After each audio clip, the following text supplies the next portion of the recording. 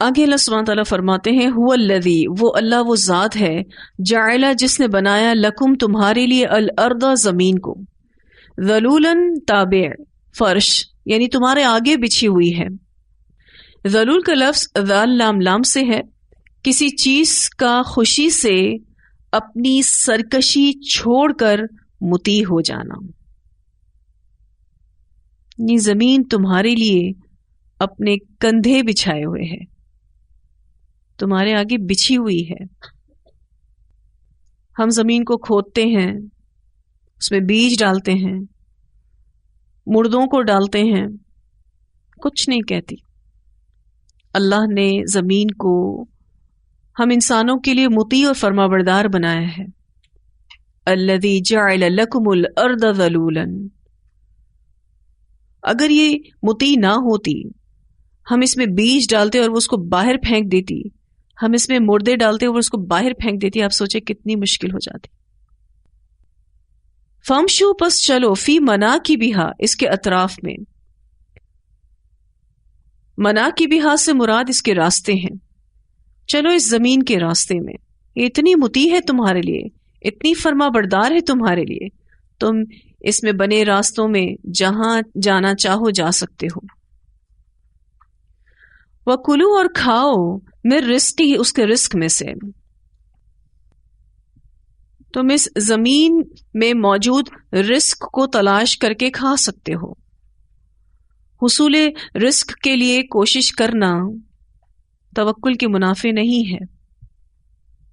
اس بارے میں ایک روایت بھی آتی ہے، رسول اللہ صلی اللہ علیہ وسلم نے فرمایا، اگر تم اللہ کی ذات پر اس طرح بھروسہ کرو جیسے اس پر بھروسہ کرنے کا حق ہے، تو تمہیں بھی اسی طرح رزق دیا جائے گا جیسے پرندوں کو رزق دیا جاتا ہے۔ وہ صبح خالی پیٹ نکلتے ہیں، یعنی اپنے گھونسلوں سے، اور شام کو سیر ہو کر واپس آتے ہیں۔ اسے ترمذی نے روایت کیا ہے، اور مسند احمد میں بھی یہ حدیث آتی ہے۔ تو اس زمین کو اللہ تعالیٰ نے تمہارے لیے مطیع اور فرما بردار بنایا ہے۔ فَامْشُوا فِي مَنَاكِبِهَا وَكُلُوا مِن رِزْقِهِ، بس چلو اس کے اطراف میں، اس کے راستوں میں، اور کھاؤ اس کے رزق میں سے۔ وَإِلَيْهِ النُّشُورُ، اور اسی کی طرف دوبارہ زندہ ہونا ہے۔ یہ نہ بھولنا، یہ یاد رکھنا ہے، یعنی اس زمین سے تم جتنے فائدے اٹھا رہے ہو، اس بات کو بھی یاد رکھو کہ تم مرنے کے بعد اللہ کے حضور پیش ہونے والے ہو۔ اَأَمِنْتُمْ، کیا بے خوف ہو گئے تم، من فی السماء، اس سے جو آسمان میں ہے۔ یہاں اللہ تعالیٰ اپنے نافرمان بندوں کو دھمکی دے رہے ہیں، ان کو ڈانٹ رہے ہیں۔ وہ اللہ جو اپنی مخلوقات سے بالا تر اور عرش پر مستوی ہے، تم اس سے بے خوف ہو گئے۔ ان یخسف بکم الارض، کہ دھسا دے تم کو زمین میں، یعنی وہ اس بات پر قدرت رکھتا ہے کہ تمہیں زمین میں دھسا دے۔ فَإِذَا ہِیَ، تو اچانک وہ تمور، لرزنے لگے، پھٹ جائے۔ تو یہاں پر اللہ سبحانہ تعالیٰ اپنی ذات سے ان نافرمان لوگوں کو ڈرا رہے ہیں۔ ہو سکتا ہے زمین پھٹ جائے، زلزلہ آ جائے، اور تم اپنے کاموں میں مصروف ہو، تمہیں پتہ بھی نہ چلے، اور تم اس میں دھستے ہوئے چلے جاؤ۔ یخسفہ کا جو لفظ ہے خاصین فا سے ہے، زمین کے کھسک جانے کو بھی کہتے ہیں۔ تو تم کیسے اس زمین کی پیٹھ پر غلط کام کر سکتے ہو؟ تم کیسے عذاب الہی سے بے خوف ہو سکتے ہو؟ تمہیں اللہ کی گرفت سے بے خوف نہیں ہونا چاہیے۔ اس بارے میں بہت سی روایات آتی ہیں کہ زمین کو دھسا دیا جائے گا۔ حضرت عائشہ رضی اللہ تعالیٰ عنہ کہتی ہیں کہ رسول اللہ صلی اللہ علیہ وسلم نے ارشاد فرمایا، اس امت کے آخری لوگوں میں زمین میں دھسنے، شکلیں مسخ ہونے اور آسمانوں سے پتھروں کی بارش برسنے کے واقعات ہوں گے، یعنی زمین مختلف جگہوں سے دھس جائے گی، شکلیں مسخ ہو جائیں گی، شکلیں بگڑ جائیں گی، اور آسمانوں سے پتھروں کی بارشیں برسیں گی۔ اس طرح کے واقعات جو ہیں یہ امت کے آخری لوگوں میں بہت ہوں گے۔ حضرت عائشہ رضی اللہ تعالیٰ عنہ نے عرض کیا، یا رسول اللہ صلی اللہ علیہ وسلم، کیا ہم نیک لوگوں کے ہوتے ہوئے بھی ہلاک ہو جائیں گے؟ آپ صلی اللہ علیہ وسلم نے ارشاد فرمایا، ہاں، جب فسق و فجور غالب آ جائے گا تو لوگ ہلاک ہو جائیں گے۔ اسے ترمذی نے روایت کیا ہے۔ اس سے پتہ چلتا ہے کہ جب خسف کا عذاب آئے گا، زمین کے دھسنے کا عذاب آئے گا، تو گناہ گاروں کے ساتھ ساتھ نیک لوگ بھی ہلاک کر دیے جائیں گے، لیکن نیک لوگوں کو قیامت کے روز اللہ تعالیٰ بخش دیں گے۔ گناہ گاروں پر تو وہ عذاب ہوگا، لیکن نیکوکاروں پر وہ اللہ کی رحمت ہوگی۔ اس کے علاوہ ایک اور روایت میں آتا ہے، رسول اللہ صلی اللہ علیہ وسلم نے فرمایا، قیامت قائم نہیں ہوگی حتیٰ کہ بعض قبیلے زمین میں دھسا دیے جائیں، اور لوگ پوچھیں گے کہ فلاں قبیلے کا کوئی بچا بھی ہے؟ اسے مسند احمد نے روایت کیا ہے، یعنی پورے کے پورے قبیلے زمین کے اندر دھس جائیں گے۔ ایک اور روایت میں آتا ہے، رسول اللہ صلی اللہ علیہ وسلم نے فرمایا، آخری زمانے میں خسف، قذف اور مسخ ہوگا۔ وہی بات جو بھی ہم نے پیچھے پڑھی کہ زمین میں دھسنے اور شکل مسخ ہونے اور آسمان سے پتھروں کی بارش برسنے کے واقعات ہوں گے۔ عرض کیا گیا، یا رسول اللہ صلی اللہ علیہ وسلم، یہ کب ہوگا؟ یعنی اتنے بڑے بڑے عذاب کب آئیں گے؟ آپ صلی اللہ علیہ وسلم نے ارشاد فرمایا، جب گانے بجانے کے آلات اور گانے بجانے والی عورتیں ظاہر ہوں گی، نیز شراب کو حلال سمجھ لیا جائے گا۔ اسے طبرانی نے روایت کیا ہے۔ یعنی جب ایسے نافرمان لوگ آ جائیں گے کہ حرام چیزوں کو حلال کر دیں گے، تو پھر اللہ کی طرف سے یہ عذاب آئیں گے۔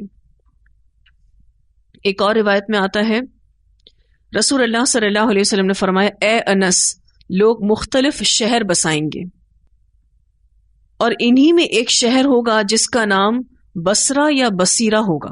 نام بھی بتایا آپ صلی اللہ علیہ وسلم نے۔ اگر تو اس شہر میں جائے تو اس کے سباخ اور قلعہ میں نہ جانا، یہ دو جگہ کے نام ہیں، اور اس کے بازار بھی نہ جانا، وہاں کے امراء کے دروازوں پر بھی نہیں جانا، بلکہ اس کے جنگلوں میں چلے جانا، اس لیے کہ اس شہر میں خسف یعنی زمین میں دھسنا، قذف یعنی پتھروں کی بارش برسنا، اور رجف یعنی زلزلہ ہوگا۔ لوگ رات کو صحیح سالم سوئیں گے، بالکل سیف اینڈ ساؤنڈ سوئیں گے، صبح کے وقت بندر اور سور بنے ہوئے ہوں گے۔ اسے ابو داؤد نے روایت کیا ہے۔ یعنی یہ کوئی ایسا شہر ہے جہاں بہت زیادہ گناہ گار لوگ ہوں گے۔ تو آپ صلی اللہ علیہ وسلم نے اسپیشلی دو ایریاز کے بارے میں بتایا، ایک سباخ اور دوسرا قلعہ، کہ یہاں تو بالکل نہیں جانا، اور اس کے بازاروں میں بھی نہیں جانا، کیونکہ عمومی طور پر آپ دیکھیں بازاروں میں اللہ کی نافرمانی والی چیزیں زیادہ ہی ہوتی ہیں۔ ایک حدیث میں آتا ہے نا، بازار اللہ کی ناپسندیدہ جگہ ہے اور مساجد اللہ کی پسندیدہ جگہ ہیں، تو بازار میں جانے سے منع فرمایا۔ اور تیسری چیز کہ آپ صلی اللہ علیہ وسلم نے فرمایا، وہاں کے امراء بھی جو ہے نا، ان کے دروازوں پر بھی مت جانا۔ اگر وہاں جانا ہی پڑ جائے تو جنگلوں میں چلے جانا، یعنی آئسولیٹڈ ہو جانا، بالکل لوگوں سے الگ تھلگ ہو جانا، کیونکہ اس شہر میں اس طریقے کے عذاب آئیں گے، خسف، قذف اور رجف۔ اس آیت میں جو اللہ سبحانہ تعالیٰ فرماتے ہیں، اَأَمِنْتُم مَّن فِی السَّمَاءِ، کیا بے خوف ہو گئے اس سے جو آسمان میں ہے، یعنی اللہ سے تم بے خوف ہو گئے، اَن یخسف بکم الارض، کہ دھسا دے تم کو زمین میں، فَإِذَا هِیَ تَمُورُ، تو اچانک وہ لرزنے لگے، پھٹ جائے۔ ام امنتم، کیا بے خوف ہو گئے تم، من فی السماء، اس سے جو آسمان میں ہے، یعنی اللہ سے بے خوف ہو گئے، ان یرسل علیکم، کہ وہ بھیجے تم پر، حاصبا، پتھروں کی بارش۔ یہ بھی ممکن ہے کہ اللہ تم پر ایسی سخت آندھی بھیج دے جس میں پتھر ہوں، کنکر ہوں، اور تمہارا ستیہ ناس ہو جائے۔ فَسَتَعْلَمُونَ كَيْفَ نَذِيرٌ، بس ان قریب تم جان لوگے کیسے تھا ڈراوا میرا۔ تو ان عذابوں سے بے خوف نہیں ہونا چاہیے، اللہ کی گرفت سے بے خوف نہیں ہونا چاہیے۔ انسان جب گناہ کرتا ہے تو اس وقت وہ زمین کی پیٹھ پر گناہ کر رہا ہوتا ہے، آسمان کے نیچے گناہ کر رہا ہوتا ہے۔ تو اللہ تعالیٰ یہاں ان دونوں آیات میں یہی بتانا چاہ رہے ہیں کہ اللہ وہ ذات ہے جو آسمان سے بھی عذاب بھیج سکتا ہے اور زمین سے بھی عذاب آ سکتا ہے۔ تو تم کیسے بے خوف ہو سکتے ہو؟ تمہیں چاہیے کہ تم اللہ کی نعمتوں کا شکر ادا کرو، اکڑ کر دکھاؤ گے تو سابقہ قوموں کے حال کوئی پہنچو گے. وَلَقَدْ كَذَّبَ الَّذِينَ مِن قَبْلِهِمْ، اور البتہ تحقیق جھٹلایا ان لوگوں نے جو ان سے پہلے تھے. فَكَيْفَ كَانَ نَكِيرٌ، تو کس طرح تھی پکڑ میری. پہلے کے لوگوں نے بھی جھٹلایا تو دیکھو ان کو کیسا عذاب آیا. اگر تم اکڑ کر دکھاؤ گے تو تم بھی سابقہ قوموں کے حال کو پہنچو گے. فَكَيْفَ كَانَ نَكِيرٌ، تو کس طرح تھی پکڑ میری، یعنی اللہ نے زندگی کو موت سے بدل دیا، آبادی کو ویرانی میں بدل دیا. بہت سویلائزڈ قومیں تھیں، تباہ و برباد ہو گئیں. اولم یرو، اور کیا بھلا انہوں نے دیکھا نہیں، الی الطیر، پرندوں کی طرف. اب ایک اور غور و فکر کروایا جا رہا ہے پرندوں کی طرف. فوقہم، اپنے اوپر، صافات، صف بستہ، ویقبضن، اور سمیٹ لیتے ہیں. صافات کا ایک معنی پرندوں کی قطار، اور دوسرا معنی پرندوں کا پروں کو پھیلانا. صف الطیر کہتے ہیں پرندوں نے اپنی اڑان میں اپنے پروں کو قطار کی طرح سیدھا کر لیا، یعنی پرندوں کا اپنے پروں کو ہوا میں پھیلا دینا اور بالکل بے حرکت بنا دینا. آپ نے دیکھا ہوگا پرندے جب اونچی اڑان اڑتے ہیں تو جب اونچے چلے جاتے ہیں تو ان کے پر بالکل سٹل ہوتا ہے، وہ موو نہیں کرتے، صرف ان کو اوپر جانے میں ایسے موو کرنا پڑتا ہے، اور جیسے ہی وہ اوپر پہنچ جاتے ہیں تو پھر ان کے پر جو ہے وہ بالکل بے حرکت ہو جاتے ہیں. حالانکہ ان پرندوں کے جسم ہوا سے بھاری ہیں، پھر بھی یہ ہوا میں اڑتے پھرتے ہیں. اور ان پرندوں کو زمین کی کشش ثقل، فورس آف گریوٹی جسے آپ کہتے ہیں، انہیں اپنی طرف نہیں گراتی. حالانکہ ایک کاغذ کا ٹکڑا ہوا میں اڑائیں تو وہ زمین بوس ہو جائے گا. تو دیکھو ان پرندوں کو، فوقہم، ان کے اوپر، صافات ویقبضن، صف بستہ ہیں اور سمیٹ لیتے ہیں. تو پرندہ جب ہوا میں اڑتا ہے تو وہ پر پھیلا لیتا ہے، اور کبھی دوران پرواز پروں کو سمیٹ بھی لیتا ہے. تو یہ پروں کو پھیلانا صف ہے اور پروں کو سمیٹ لینا قبض ہے. تو دیکھو ان پرندوں پر غور و فکر کرو. اللہ تعالیٰ فرماتے ما یمسکہن، نہیں تھامتا ان کو، الا الرحمن، مگر رحمان. یعنی ان پرندوں کو ہوا میں اڑنا رحمان نے سکھایا، اور یہ رحمان کی قدرت کا ایک بہت بڑا نمونہ ہے. پرندہ زیادہ طاقتور ہے یا انسان؟ انسان. لیکن اڑ کون سکتا ہے؟ پرندہ. یہ اللہ کی قدرت کا بہت بڑا نمونہ ہے. اور آپ دیکھیں کس طریقے سے پرندے اڑتے ہیں، ان کو کچھ سوچنے سمجھنے کی بھی ضرورت نہیں ہے. آپ ان کے پاس چلے جائیں، انہوں نے جھٹ اڑ جانا ہے.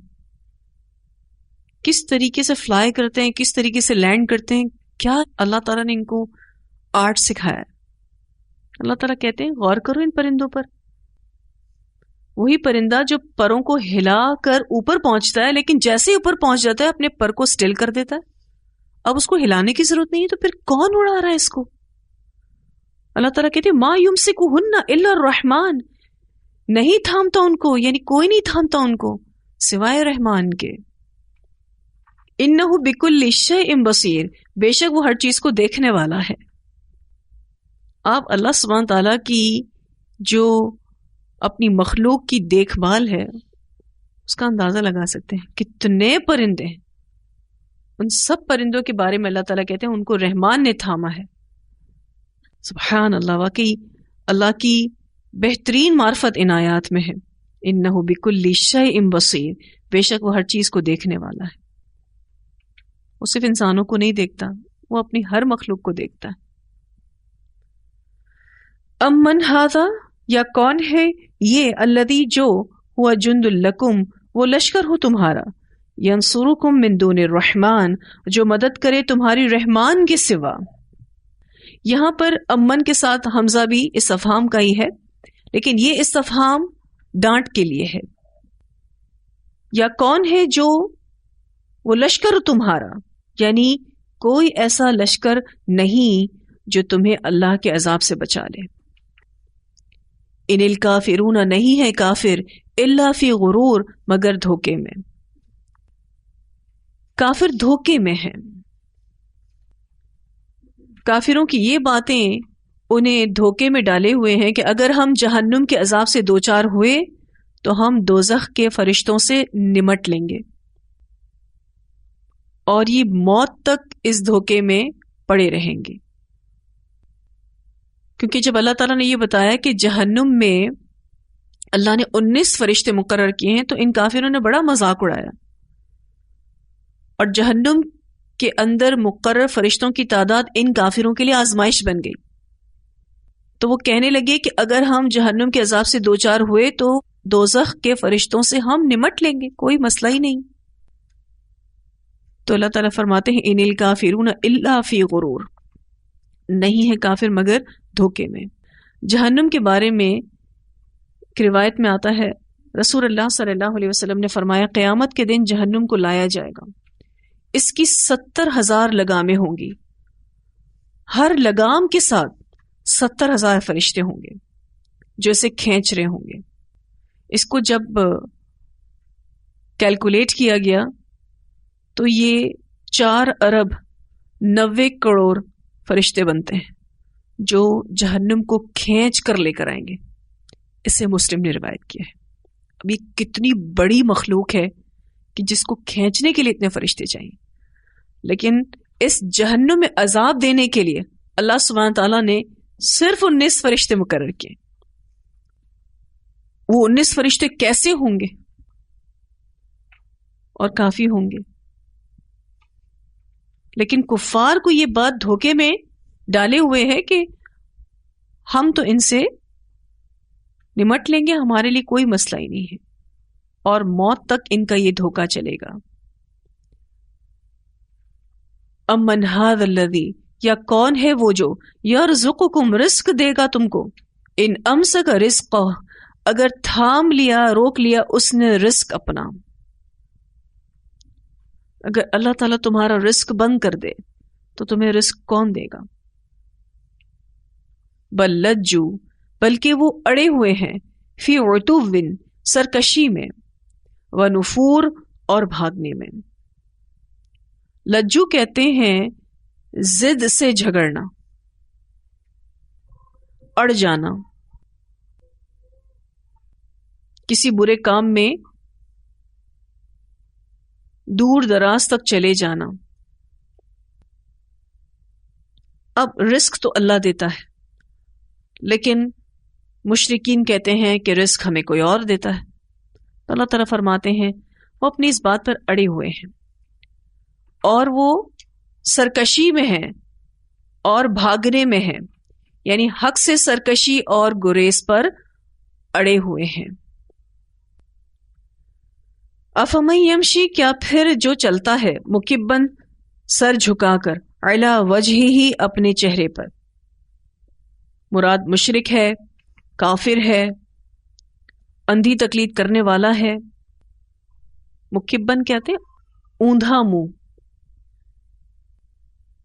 ایسی کیفیت جس میں حق بات کو قبول نہ کرے.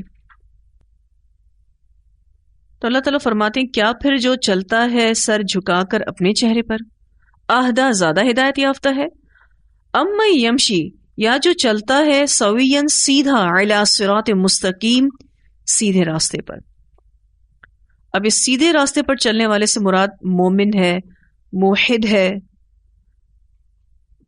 عقل و سمجھ رکھنے والا ہے. دو انسانوں کی مثال دی جا رہی ہے، ایک مشرک، کافر، اندھی تقلید کرنے والا، ہوش و حواس کے بغیر جینے والا، اور دوسرا جو اپنی زندگی میں توحید اختیار کیے ہوئے ہے، ایمان والا، عقل اور سمجھ رکھنے والا. اللہ تعالیٰ کہتے ہیں ان دونوں میں کون زیادہ ہدایت یافتہ ہے، وہ جو اوندھا منہ چلے جا رہا ہے یا پھر جو سیدھے راستے پر ہے۔ بعض مفسرین یہ کہتے ہیں کہ اس آیت میں مومن اور کافر دونوں کی اس کیفیت کا بیان ہے جو قیامت والے دن ان کی ہوگی۔ کافر منہ کے بل جہنم میں ڈالے جائیں گے، جس کا ذکر سورہ اسراء آیت نمبر 97 میں آتا ہے، وَنَحْشُرُهُمْ يَوْمَ الْقِيَامَةِ عَلَى وُجُوهِهِمْ، اور قیامت کے دن ہم انہیں ان کے چہروں کے بل اٹھائیں گے۔ تو کافر منہ کے بل جہنم میں ڈالے جائیں گے اور مومن سیدھے اپنے قدموں پر چل کر جنت میں جائیں گے۔ بعض مفسرین کہتے ہیں کہ یہاں مومن اور کافر دونوں کی اس کیفیت کا بیان ہے جو قیامت والے دن ان کی ہوگی۔ اس بارے میں ایک روایت بھی آتی ہے، سیدنا انس بن مالک رضی اللہ تعالیٰ عنہ بیان کرتے ہیں کہ ایک شخص نے عرض کی، یا رسول اللہ صلی اللہ علیہ وسلم، قیامت کے دن کافر کو اس کے منہ کے بل اللہ تعالیٰ کیسے چلائے گا؟ آپ صلی اللہ علیہ وسلم نے فرمایا، جس نے دنیا میں اسے 2 پاؤں پر چلا دیا، کیا وہ اس کو قیامت کے دن منہ کے بل چلانے پر قادر نہیں؟